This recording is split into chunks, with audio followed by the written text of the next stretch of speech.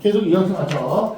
그래서 이제 탄수화물이 생명체를 구성하는 가장 주요 인자가 될 거고, 그 다음에 에너지원으로 사용도 되고, 또 우리가 먹는 걸로 이게 인체에서도 이제 탄수화물이 만들어지지만 대부분 우리가 섭취해갖고 탄수화물을 에너지원으로 많이 사용을 하죠. 그래서 탄수화물의 뭐 여러 종류들을 써놨는데 기본적으로 조금 외워놔야죠. 탄단지액이라고 조금 외워놔야 돼.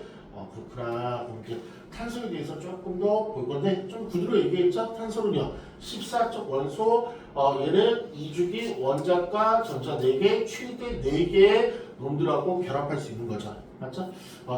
척하는 그렇게 막 중요한 거 같지 않아. 그리고 우리 결합이 앞전에 이제 이온 결합하고 공유 결합을 배웠는데 누가 더 이게 결합도가 또 세죠? 누가 더 결합도가 세? 이온 결합이 센 거야? 공유 결합이 센 거야? 누가 세더라?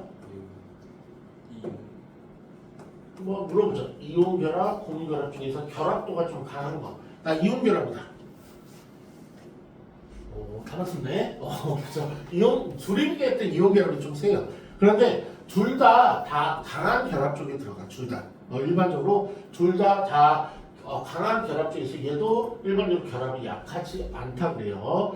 그렇구나. 그 다음에 얘가 연속적으로 이제 이루어져. 연속적으로 계속 여러 가지 모양으로 해갖고 여러 가지 모양들이 조금 발생을 하는 거죠. 그래서 얘가 탄소가 이제 일반적으로 하나, 얘가 이제 가장 대표인데 여기는 이제 하나짜리가 있죠.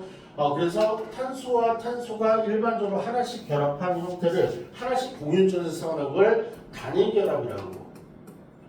그 다음에 탄소가 2개씩 공유전자쌍을 만들어서 얘를 이중결합, 그 다음에 삼중결합 이런 식으로 분류를 하죠. 그렇죠? 탄소의 공유결합의 개수에 따라서. 그래서 여러 가지 뭐가 붙었고 어떤 순서를 가는가 해서 무지 많아요. 네, 다음 쪽에 다음 거 한번 볼게.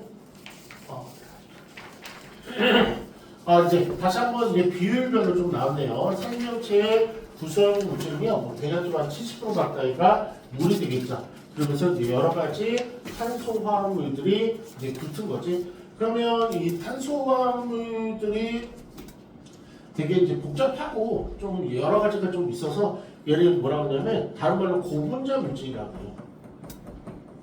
고분자 물질. 그렇구나. 그러면 고분자 물질을 이루는 기본체를 뭐라고 보냐면 여기서는 단위체라고 해요. 단위체. 그래서 이 탄소화물의 단위체들은 조금 외워놓으셔야 돼. 먼저 구분적으로 보면 탄소화물부터. 탄수화물의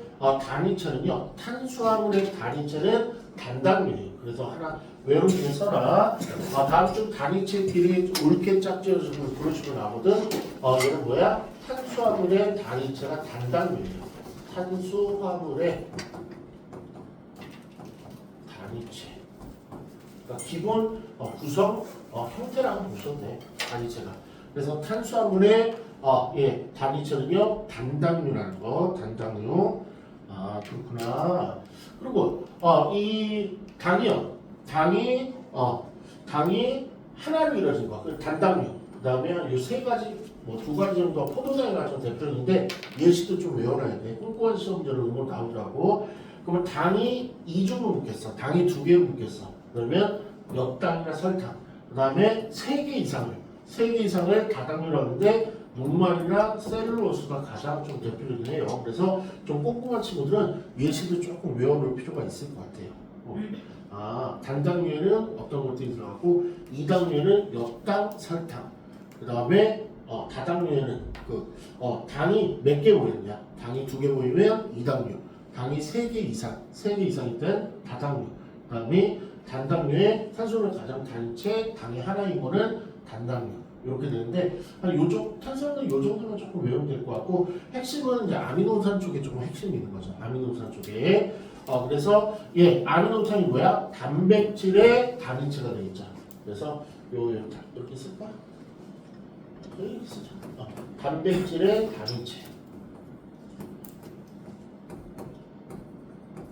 단백질의 단위체는 뭐다? 아미노산이다. 얘도 탄수화물 중에서. 그러면 아미노산은 결합도를 조금 자기가 여유가 있는 친구는 조금 외워놨으면 좋겠어요. 그래서 C에 대해서 이제 전자까지 얘기니까 결합이 이루어질 건데 이 가운데는 이게 R이라고 해서 곁사슬이라고 해요. 곁사슬. 그래서 이쪽에 이제 얘네들이 이제 복합적으로 걔네들이 이거 결합이 됐고 요것 때문에 종류가 훨씬 더 많아져요. 곁사슬이라고 해서 얘랑 결합이 이제 좀 있으면 되거든. 누구와 결합에 따라서 그러니까 한 20장 정도가 나온다고도 여기 써있죠. 그래서 지금 뭐야? 아미노산의 형태 식을 보고 있어.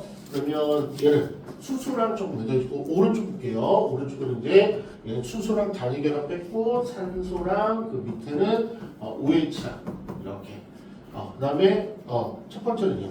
질소랑 결합이 됐고요. 그 다음에 수소와 수소 이렇게 결합이 되는데 이게 바로 하나의 아미노산 단위체예요. 이게 아미노산의 구조적 형태거든. 그러면 여기는요. 여기는 블러블러 왼쪽이요. 얘는 블러블러 NH2 형태고요. 얘는 블러블러 COOH 형태인데 요 세 개를 묶어갖고 이 세 개를 묶어갖고 좀 어려운 거 있죠. 뭐라 그러죠? 얘를 카복실계라고 그러죠. 이거 외워놔야 돼요. 이것도 얘를 카복실계인데 이렇게 세 개 묶인 거를 카복실계라고 해요. 카복실계 뒤에도 나오죠. 카복실계 그렇구나. 그러면 와 민지가 벌써 여기까지 다 외웠구나. 그 다음에 N하고 H하고 그 다음에 N하고 H2가 얘를 뭐라 그러죠? 아미노기. 외웠네. 이거 좀 외워놨으면 좋겠어. 아미노기. 그렇구나. 얘를 하나의 팀으로 조금 보고 성질들이 유사해서 이렇게 카복실계하고 아미노기. 그래서 일반적으로 아미노기하고 카복실계를 합해갖고 형성된 거를 뭐 아미노산이다 그렇게 정의하기도 해요. 그렇구나. 그런데 이제 그리고 이제 이 곁사슬 아미노 곁사슬하고 결합돼요. 얘네들이 카복실이나 아니면 뭐 아미노기나 이런 것들이 겨사슬 여기랑 결합이 많이 되는 거야. 여기랑 누가 결합을 했냐에 따라서 여러 가지 종류의 아미노산이 보통 지금까지 밝힌 게 한 20 정도 된다 그래. 그래서 저 겨사슬은 결합하는 그 구석 아니 결합하는 장소를 말하구나. 근데 얘가 이 아미노산이 딱 하나만 있는 게 아니고 아미노산은 서로 같은 아미노산들이 결합을 많이 하거든요. 그래서 하나만 다시 한번 그리면 CH 그다음에 곁사슬 이거는 COH O 우리 민준이 이걸 외웠어? 이 결합도 외웠어? 아직 이건 안 했어? 한번 조금 외워놔도 좋을 것 같아요. 그러면 이 두 개가 만나는데 어떻게 만나냐면 요 OH하고 H가 합해지면 뭐죠? H2O자. 그러니까 얘가 하나 빠져버려요. 이 둘이 만나갖고 물이 형성되면서 이 H2가 빠지면서 얘네들이 그 빈자리에 결합을 하거든. 이 결합한 걸 뭐라고 그러겠지? 이런 결합 형태를 펩타이드 결합이라는데 아미노산에서 아미노산끼리 결합을 하는 과정에서 어떻게 H하고 OH가 합해져서 물이 발생하는데 그 물 원소가 물 분자가 빠지면서 결합된 형태를 뭐라고 한다? 좀 말이 어렵죠? 펩타이드 결합이라고 이것도 조금 알고 있어야 돼요. 펩타이드 결합은 아미노산이 결합될 때 발생되는 상황을 펩타이드 결합이라는데 뭐가 빠져나와? 물이 빠져나와. 물이 빠져나와서 그렇구나. 이건 한번 써 있을 것 같아요. 그래서 이런 이제 과정들을 통해서 아미노산이 여러 가지 발생하는 거죠. 그래서 두 개의 아미노산이 결합할 때 뭐가 생긴다? H하고 그 다음에 OH가 합해져갖고 물 분자 한 개가 빠져나와서 결합하는 거를 뭐라고 부르겠다? 펩타이드 결합이다. 그래서 다음 주 옳은 설명을 하면서 정답으로 꼽을 수 있는 문제가 생기겠죠. 그래서 이런 펩타이드 결합하면서 단백질이 좀 다양하게 발생을 하고요. 단백질의 기능은 노멀하니까 좀 외워오셔야죠. 단백질은요. 몸의 가장 주요 구성 성분이 되고 효소나 호르몬 등에 영향을 미치는 거죠. 구성 성분이기도 하고요. 그 다음에 항체 성분이니까 몸을 보호하고 에너지원을 사용합니다. 일반적인 부분인데 큰 틀에서 아미노산의 설명 중 옳은 것은 틀린 것을 나올 수 있는 보기겠죠. 근데 아마 가장 중요한 건 펩타이드 결합이 가장 중요하지 않을까 싶어. 그렇구나. 다음에 이제는 그 다음에 이제 헥산이라는 게 나오는데 이쪽이 이제 가장 중요하긴 하죠. 헥산은 뭐냐면 인산하고 다가 그 그다음에 염기. 이 염기가 우리 여기서 다루는 염기가 총 몇 종류가 있죠? 다섯 종류가 있죠. 그렇죠? 이게 나왔죠. 그래서 요 조금 이것도 어느 정도는 뭐 영어로 나오긴 할 텐데 A가 뭐야? 아데닌. 그냥 염기의 종류죠. 염기에 뭐가 들어에 따라서 아데닌, 그다음에 구아닌 G, 그다음에 사이토신 C, 타이민 T, 유라실 U. 그래서 이거 조금 외워놔야 돼요. 근데 중요한 부분이에요. 그래서 그렇구나. 이게 몇 대 몇으로 1대 1대 1로 구성된 걸 뭐라고 했다? 헥산의 결합죠. 뉴클레오타이드. 이게 바로 헥산의 단위체라는 거. 그렇지? 그러면 우리 탄수화물의 단위체가 뭐였죠? 탄수화물의 단위체. 탄수화물의 단위체가 뭐였죠? 단당류. 단백질의 단위체가 뭐였죠? 아미노산. 그 다음에 헥산의 단위체가 뭐였죠? 와, 이거 어떻게 외워요? 이거 어떻게 외워요? 됐죠? 그리고 염기한 5개 이게 A가 아데닌, G가 구아닌, C가 사이토신, T가 타이민, U가 유라실. 요 5개 좀 외우는데 한 30초만 드릴게요.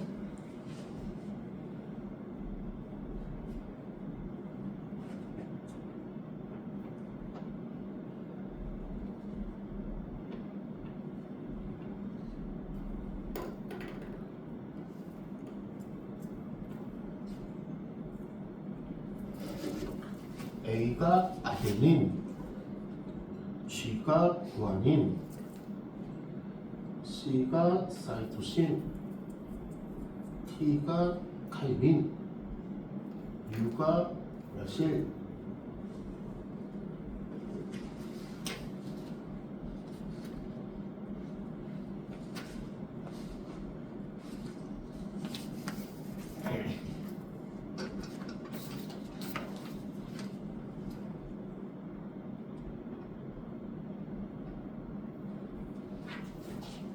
그 정도 보고 이런 유클로타이드가 또 얘 단위체로 결합하지는 않고요. 얘도 이제 여러 가지 유클로타이드가 결합을 했죠. 근데 누구? 당하고 인산이 결합하는 거잖아요. 당하고 인산들이 결합해갖고 얘네들이 유클로타이드가 이렇게 결합해갖고 얘를 뭐라 불러? 폴리자고 불렀죠. 조금 이렇게 폴리 뉴클로타이드가 만들어진다 이렇게 하는 거죠. 그러니까 뉴클로타이드가 있는데 걔네들끼리 결합을 하는데 누구하고 누가 결합해? 당하고 인산이 결합하는 거죠. 그런 형태, 좀 부러진 형태, 좀 그렇게 연속된 형태를 뭐라 부르겠다? 폴리자고 붙여요. 그래서 폴리 뉴클로타이드. 그래서 당하고 그다음에 인산이 결합한다는 거. 인산이 결합해서 그걸 폴리자를 붙여갖고 진행하는 거고, 헥산의 종류가 이제 DNA, RNA 이렇게 있는 거죠. 이 구별이 조금 중요하죠. 그렇죠? DNA의 가장 중요한 특징. DNA의 가장 중요한 특징이 뭐야? 이걸 일반적으로 표현할 때 이렇게 표현하죠. 이중 나선 구조라고 하죠. 이렇게 있으면 이렇게 갖고 두 개씩이 이중으로 되어 있는 거. RNA는 단일 결합 구조라고 하죠. 단일 결합 구조. 그래서 DNA하고 RNA가 조금 구조가 틀리다는 거. 그렇구나. 얘는 폴리뉴클레오타이드로 결합되고 얘는 그냥 뉴클레오타이드로 결합돼갖고 얘는 DNA는 이중으로 결합된 거고 RNA는 그냥 한 줄. 그럼 얼마 전에 코로나 있었죠. 코로나가 DNA 쪽에 조금 좀 가까운 거야. 코로나가 RNA 쪽이 좀 가까운 거예요. 코로나는 RNA에 좀 가까워서 그래서 변형이 되게 쉬웠다 그래요. 쟤는 이중으로 구성되고 변형이 조금 힘든데 얘는 무한한 변형이 있어갖고 이 망할 놈의 코로나가 장난 아니었죠. 지금 학교도 못 가고 뭐 갑자기 뭐 동선 파악하고 뭐 그랬죠. 그다음에 이제 당의 종류가 있는데 우리 RNA는 리보스라는 당인데 얘는 디옥시, 얘가 산소란 뜻이거든. 그래서 D는 이제 없다는 얘기예요. 그래서 DNA의 당은 산소가 없는 리보스, 얘를 디옥시 리보스라고 해. 외워야 돼. 얘는 일단 당이 틀려. 그렇죠? 기본이 되는 건 리보스거든. 그래서 RNA는 기본이 되는 리오스를 당으로 하지만 얘는 DNA는 당이 없는 거, 당이 살짝 빠진 그걸 디옥시라는 걸 붙여요. D가 이제 없다는 뜻이거든. 옥시는 산소라는 뜻이고, 그래서 디옥시버스에서 얘는 DNA하고 RNA가 당의 종류가 틀리고요. 그 다음에 이제 염기요. 이 염기가 이제 중요한 거죠. 공통인 거는 공통인 건 A가 뭐였죠? 아데닌은 서로 있고요. 아데닌은 서로 있었고요. 그 다음에 G는요? 구아닌도 똑같은 염기를 갖고 있고 C는요? 사이토신 똑같이 있는데 다른 게 이제 발생하죠. 그래서 저 다른 게 하죠. 얘는 DNA는요. T가 뭐예요? 타이민. 얘가 제일 중요해요. 얘는 타이민의 염기를 사용하고 그 다음에 RNA 유는요. 뭔가실? 유라실. 그래서 요 부분이 틀리구나. 공통인 거는 A, G, C. 공통인 건 A, G, C가 같은 염기 사용하는데 틀린 게 하나씩 있으니까 그게 시험 문제겠네. 그렇죠? RNA는 유라실, 그다음에 DNA는 티아민. 그렇죠? 외우셔야 돼. 그래서 이게 다 이제 유전 정보랑 관련 있는 거죠. 유전 정보 저장하는 부분이고, 이 RNA는 단백질 합성에 관여하는데 그 정도를 좀 알고 있으면 되고요. 염기만 조금만 외우는데 30원 들죠. 염기 전문 시험 나올 거예요. 또 영어로 많이 나와. 한국말로. AGC는 똑같이 있는데 DNA가 타이민이 염기를 사용하고 유라실은 RNA 쪽이 사용하는 거. 맞죠? 오케이. 그 다음에 이제 상보결합인데 우리 대놓고 물어볼까요? 우리 윤준이한테 상보결합이 뭐야? 염기가 각각 특정한 것끼리만 결합. 맞아요. 와, 멋있네. 그럼 이것도 외워놓죠. 아데닌이라고 결합되는 게 누구예요? 타이민이에요. 얘는 이중결합으로 결합이 되고요. 딴에는 절대 결합이 안 돼. 그렇지? 그 다음에 G가 뭐였더라? 구안이라고 결합된 게 누구예요? 사이토신이는 삼중결합으로 결합이 돼요. 그래서 딱 얘네들끼리만 결합이 되고 얘네들끼리만 결합되는 이 상황을 뭐라고 하겠다? 이거를 상보적인 결합, 얘는 반드시 정해져 있는 결합이라서 상보결합이라고 해요. 그래서 이거 외우셔야 돼요. DNA는 상보결합이 이루어지는데 상보결합은 뭐냐면 결합의 종류가 이미 염기가 정해진 거. 그래서 아데닌하고 타이민이 결합되고 다른 절대 결합이 안 돼. 구안이라고 사이토신 결합되고 AT 그 다음에 GC 얘네들끼리만 결합되는 거. 그래서 이거 조금 외워놔야 돼요. 그래서 DNA는 사람마다 다 틀려요. 그래서 이제 뭐 이렇게 우리 과학수사에 많이 이용되죠. 사람마다 다 DNA가 틀려서 여러 가지 뭐 성격이랄까, 여러 가지 뭐 능력치랄까, 얼굴이랄까, 아니면 여러 가지 정보들이 틀린 거죠. 그 안에 정보들이 다 담겨 있고요. 그래서 여러 가지 다양한 유전들만 저장이 되고 다양한 종류가 있으니까 되는 거죠. 그래서 이렇게 요거 RNA, DNA가 좀 단어도 좀 어려운데 일단 한번 짧은 시간에 내일도 시험 볼 거예요. 오늘 어느 정도 느낌인지만 한번 보죠. 이 원본 시험지가 조금 깨끗할 수가 없어갖고 잘 보이지가 않을 텐데 상대를 일단 걷어가서 한번 볼게요. 상대를 한번 이름 써보세요. 상대를 이름 써보고 그 형성평가라는 문제들만 쭉쭉 푸는 거야. 그래서 걷어가서 얼마큼 외웠는지 측정 한번 해볼게. 그래서 다 풀고요. 다 풀다 얼마 안 걸려. 문제수가 많지가 않아서. 그 프린트에 있는 모든 것을 지금 다 긁어와서 다 풀고 자기 시험지 가지고 채점 한번 해보세요. 그래서 좀 안 보이는 것도 분명히 있을 텐데 오늘 저희가 좀 아까 외우라고 공부했으니까 감안해서